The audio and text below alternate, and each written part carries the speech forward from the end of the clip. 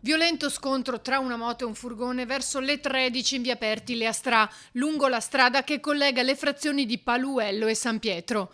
Ad avere la peggio Enrico Aglione, di 27 anni, che era in sella alla sua moto e che non ce l'ha fatta per la gravità dei traumi riportati. Il ragazzo, che abitava poco distante dal luogo dell'incidente, proveniva da Paluello e procedeva verso San Pietro quando ha trovato sulla sua corsia un furgone che stava entrando in una proprietà privata.